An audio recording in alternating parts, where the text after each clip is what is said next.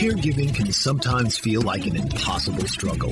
Caregivers may be torn between taking care of loved ones and trying to maintain balance in life. The good news is that it doesn't have to be that way. The Caring Generation with host Pamela D. Wilson is here to focus on the conversation of caring. You're not alone. In fact, you're in exactly the right place to share stories and learn tips and resources to help you and your loved ones. So now, please welcome the host of the Caring Generation, Pamela D. Wilson. I'm Pamela D. Wilson, caregiving expert witness, consultant, and guardian of the Caring Generation. Thank you for joining me for this week's show, episode 242. Why Most Estate Plans Fail Family Caregiving. Essential elder care and caregiver advice.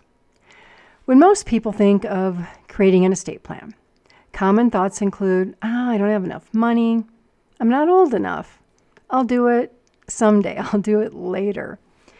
And also, delays happen because, honestly, who wants to talk about serious illnesses, getting older, disability, or the potential of dying? Some cultures or families avoid talking about these topics, and others say they don't know what an estate plan is or where to begin. And in my personal experience as a professional fiduciary, in the role of durable financial and durable medical power of attorney, some people who have estate plans haven't thought them through because a stack of paper in a filing cabinet does not create a caregiver, or it doesn't explain how to navigate family disagreements about caregiving responsibilities, or the actions of durable power of attorney agents. To be direct here, an estate plan doesn't create the person who may have to physically help you get in and out of bed, dress you, help you get up off the toilet when you can't do that thing yourself. It doesn't tell your caregiver what you want done if you have memory loss and can't make your own decisions, or what to do when you don't know what day of the week it is, or how to respond when you don't recognize your spouse. These are the care needs not addressed by an estate plan that represent a significant gap in estate planning and family caregiving logistics. So, whether you have an estate plan or not, this episode will give you some insights into why you might want to consider making an estate plan. And if you have an estate plan, it may give you some thoughts about what components are missing to ensure that your physical care needs are managed and planned. I'll share one example of a parent who has financial resources and another who does not, so that there's something for everybody turning in. And if you're a listener outside of the United States, substitute estate plan and durable power of attorney documents and living will and trust with whatever legal terms are used in your country, because everyone needs legal documents and everyone needs someone to advocate for them, plus a care plan that I'll talk more about. To do this, I'll share 2 caregiving stories to help you think about why a simple statutory power of attorney document might not be enough. I'll share an example related to choices around Medicare that you might not have considered, a short discussion of Medicaid and planning ahead, and then I'll talk about why making these plans is important regardless of whether you have money or you do not. Story number 1. Imagine, fast forward, you're 85 and you're married. Your spouse passed away 2 years ago, and about that time you were diagnosed with dementia, memory loss. Your kids help out a little with driving, bill paying, picking up prescriptions, and doctor appointments. You live at home, but you realize it's getting to the point where you probably should hire in-home caregivers or move to a care community.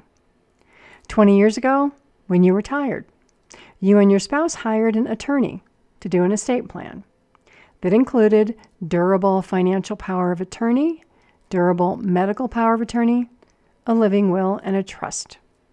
You named your son financial power of attorney and your daughter medical power of attorney, and your son and daughter co-trustees. There are 2 other daughters. Your children who are power of attorney spend time at your townhome in a ski-in, ski-out Colorado resort and at your lake house in Michigan. You live in Florida. To pay for your care, you agree that one of your properties will have to be sold. Your kids, though, are in violent disagreement about which one, the ski property or the lake house. At the time you and your spouse created the estate plan, the plan was that property and money would be divided between your children upon your death. Unfortunately, there were no written directions in the power of attorney documents about selling the properties if you needed money to pay for care and which property to sell first. There was no thought or discussion given to what happens if you need caregivers, or you want to move to assisted living, or you need to be in a nursing home, or any of these things, because your estate planning attorney didn't mention it to you. The attorney didn't mention the importance of having this discussion with a caregiving expert or caregiver counselor or care navigator. So at the time, you didn't know what you didn't know. But today, it's a big problem. Your son, who has financial power of attorney, is in denial. He's saying you don't need caregivers, and there's no need for you to move because your memory isn't going to get worse. Yet, he and his wife, their kids, and their grandkids, and their friends use your Colorado and Michigan homes all summer and all winter as their free vacation property. Your daughter, who is the medical power of attorney, clearly recognizes the need to sell one of the homes to ensure that there's money to pay for the best possible care. In fact, your daughter has had arguments with your son about prioritizing his fiduciary duty to make sure there is money to pay for your care over his personal interest in holding on to and using your vacation homes. The other 2 daughters, they don't want to get in the middle of this argument at all. Most parents never consider that the children they appoint as power of attorney agents may disagree, that one may prioritize their inheritance and your property and your money over the care that you need. And most attorneys who create estate planning documents, even today, don't have the experience with aging legal care issues or litigation. They simply drop the documents and go on. Nor do most estate planning, probate, or elder law attorneys know that the choice of Medicare plans or changes in a Medicare plan will affect the quality of care you will receive. I'll talk about Medicare after story number 2, which is coming up in just about a minute.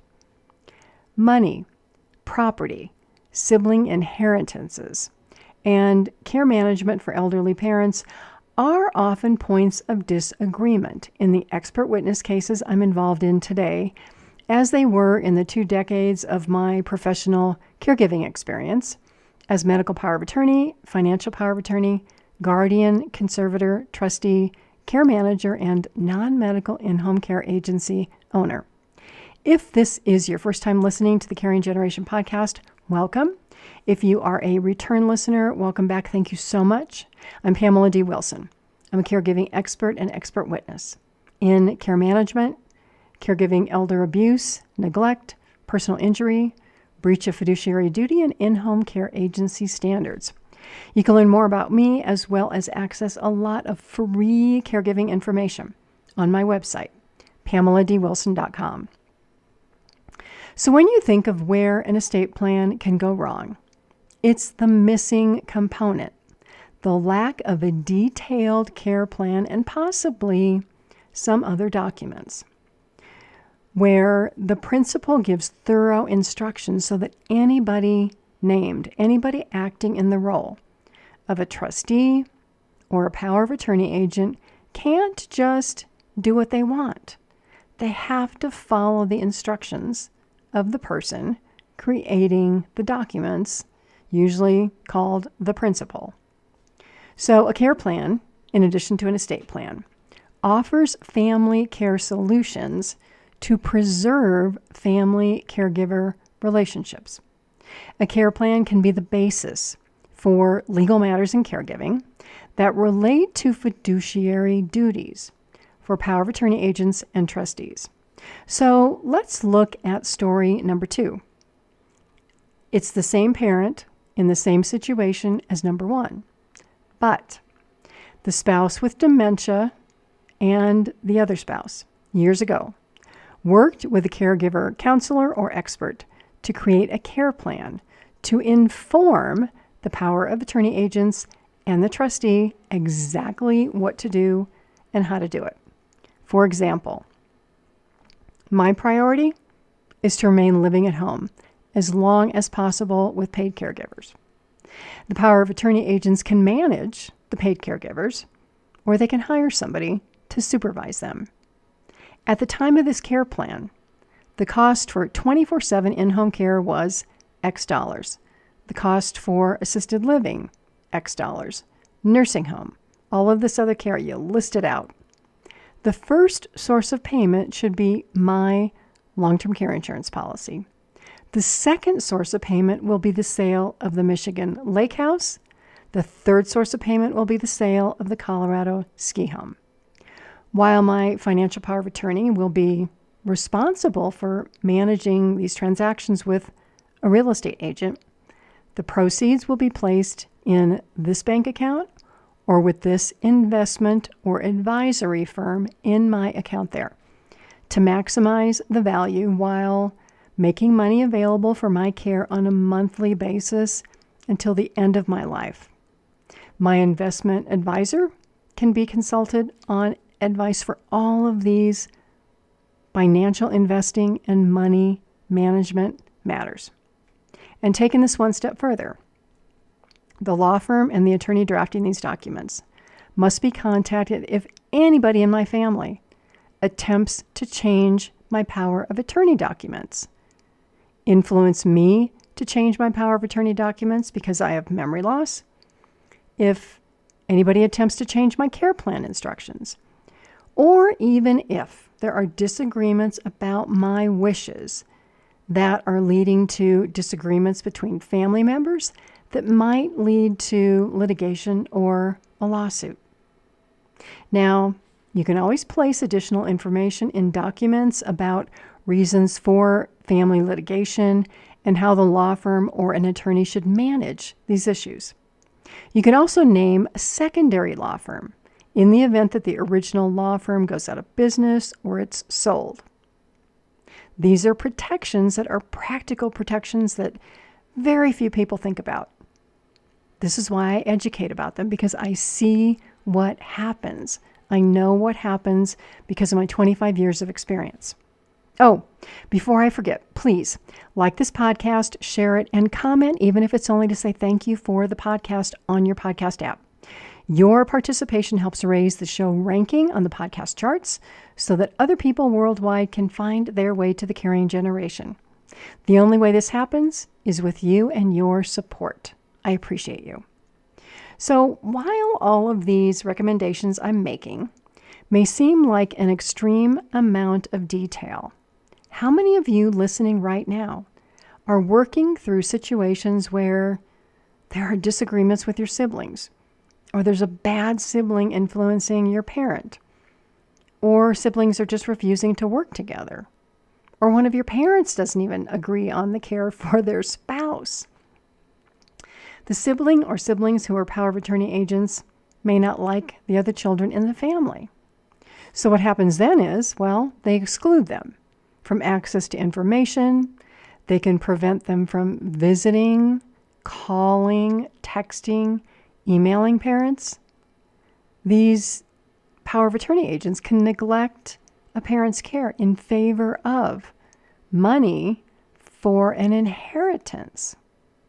Now, family caregiving counseling or mediation can sometimes be a solution to help power of attorney agents understand their fiduciary and legal responsibilities for elder care. But what if a solution was already in place by way of an estate plan combined with a care plan and maybe other types of care agreements to avoid disagreements, to avoid family conflict about what an elderly parent would have wanted for their care? You don't have to own 3 houses to need an estate plan. Anybody can create one and should, because in my opinion, if you're naming children as power of attorney agents or trustees, honestly, you can never predict what they'll do, even if today you trust them completely. For this reason, I was named as power of attorney agent by parents, by a spouse, and single older adults. For this reason, I served as guardian and conservator and trustee. So let's shift gears for a second and talk about Medicare, including Medicare Advantage plans. And then we're going to talk about parents who don't have a lot of money. So typically age 65, you go to the Medicare office, Social Security office, or online, and you select Medicare or Medicare Advantage plan. So if you're not yet 65, research this topic so you understand this thoroughly, because once you make this choice, there's only a limited amount of time that you can change it and change it back. Because here's what can happen. Let's say you choose Original Medicare and a Medicare Gap plan, which pays the other 20%. Your child, who is medical or financial power of attorney, has no idea how Medicare works. And I know this because when I ask older adults, well, what's your insurance? What kind of Medicare plan do you have? They're like, well, I don't know. Or when I ask kids, what's your parents' insurance? They're like, well, we don't know. Medicare? They don't know. So your child, who's medical or financial power of attorney, sees these commercials on TV promising no or low premiums, and they convince you to change from Original Medicare to a Medicare Advantage plan. Fast forward, you fall, you break a hip, you go to the hospital, have surgery, and now you need to go to rehab to regain your physical strength and learn how to walk again. The discharge planner at the hospital gives you a list of 4 nursing homes. You're thinking, only 4? What's going on? Well, that's because Medicare Advantage plans have a limited network of nursing homes, doctors, specialists, and providers. If you had started with Original Medicare and kept it and purchased a Gap plan, you might have 15 nursing homes to choose from. So, in addition to having a care plan, in addition to an estate plan, all of these little decisions along the way, beginning at age 65, that you or your power of attorney agents make have a long-term impact on your physical care and well-being and the medical care that you can receive. Because while money is important for your retirement years, and having a long-term care insurance policy can be a blessing, can be a godsend, if you don't have money, you also need an estate plan with medical and financial power of attorney, a living will, and a will. And here's why. So my assumption is that you will eventually at some point run out of money. You will outlive the money that you've saved. And you will need to apply for Medicaid in addition to Medicare. So Medicare is the program you sign up for at 65. Medicaid is an optional program. Not everybody signs up for it.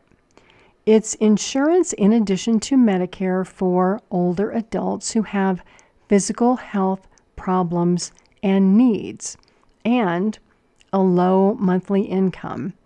Not a lot of assets, not 2 homes, not a bunch of cars.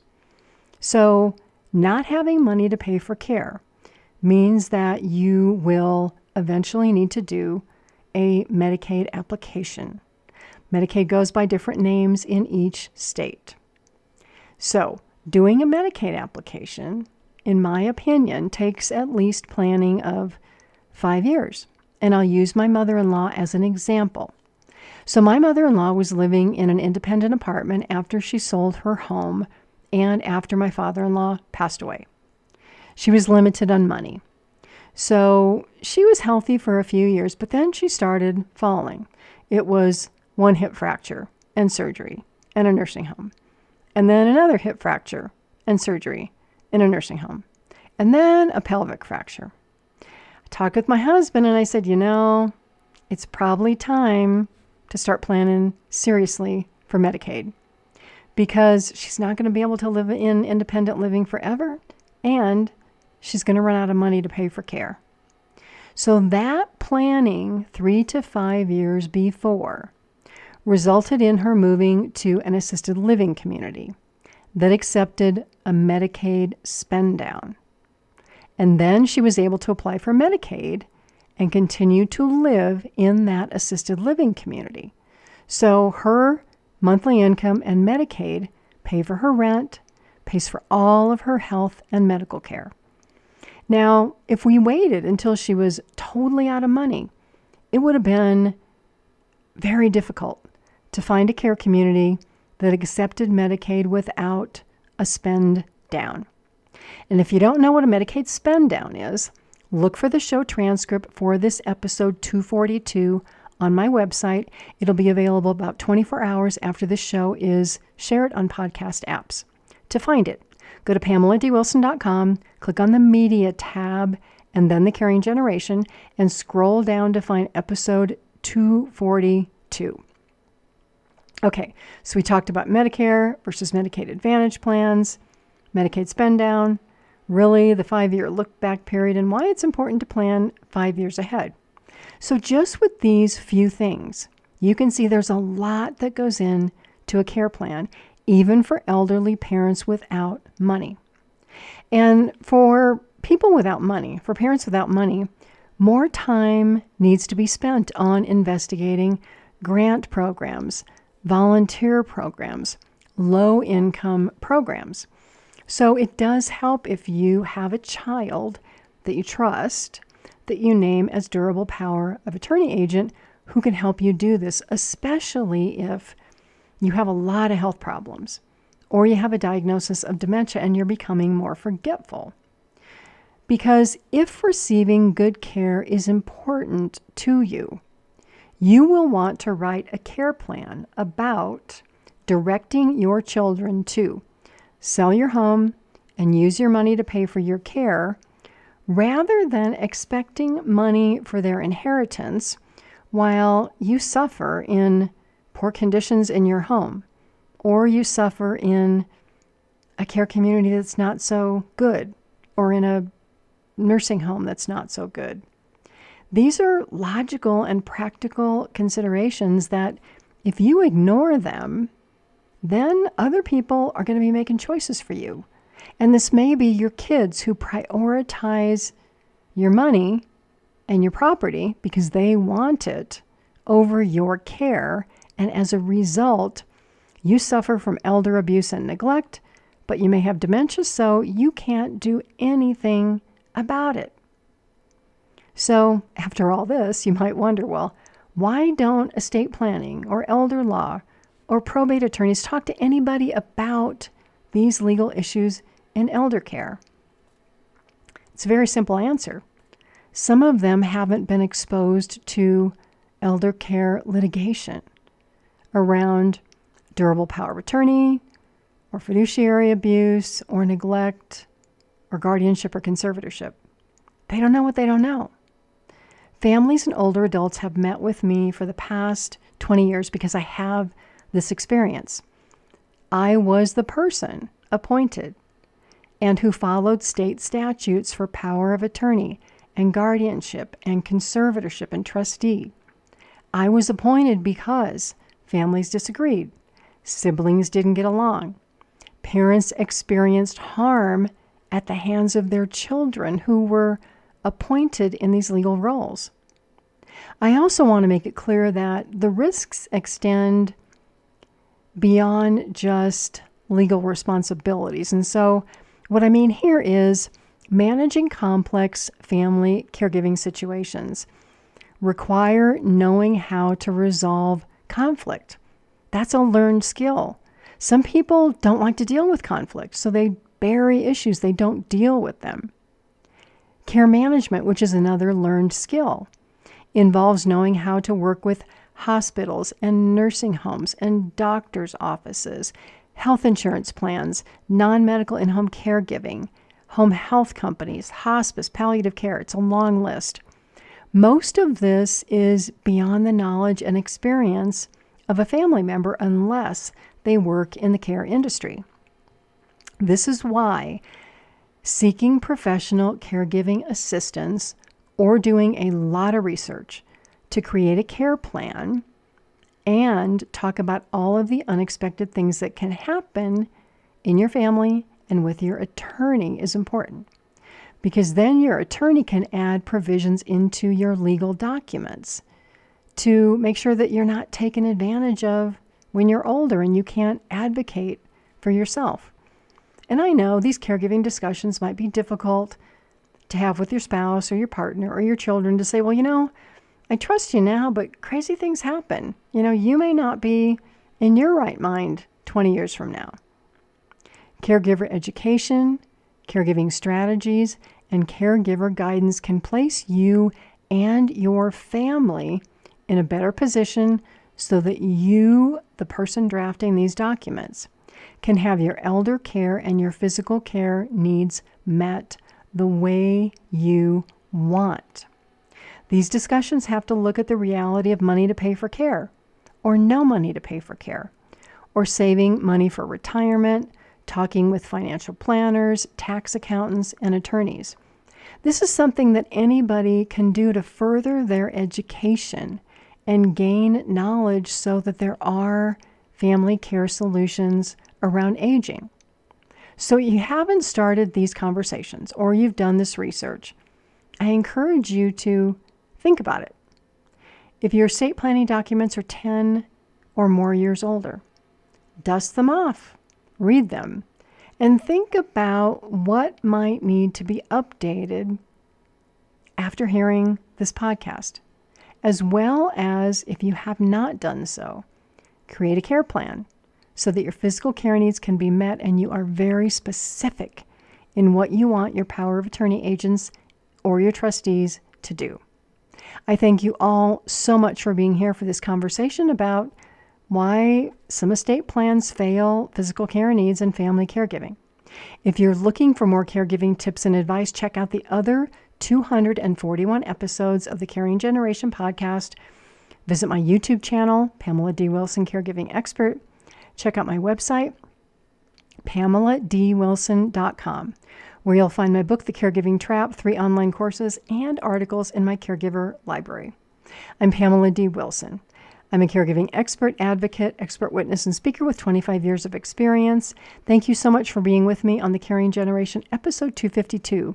Before you go on with your day, please take a minute to like the show, follow the show, add a comment, even if it's only to say thanks for the show on your podcast app. You doing so helps the Caring Generation reach other listeners around the world by raising this podcast on the podcast charts. If you want to check out the show transcript, video, and related articles for this podcast, including my mention of a Medicaid spend down, go to Pamela D. Wilson, click on the media tab, select on the Caring Generation, and scroll down to 242. Again, I thank you all so much for making time to be with me. I look forward to being with you again soon. God bless you all. Sleep well tonight. Have a fabulous day tomorrow, and enjoy every day until we're here together again. Tune in each week for The Caring Generation with host Pamela D. Wilson. Come join the conversation and see how Pamela can provide solutions and peace of mind for everyone. Here on Pamela D. Wilson's The Caring Generation.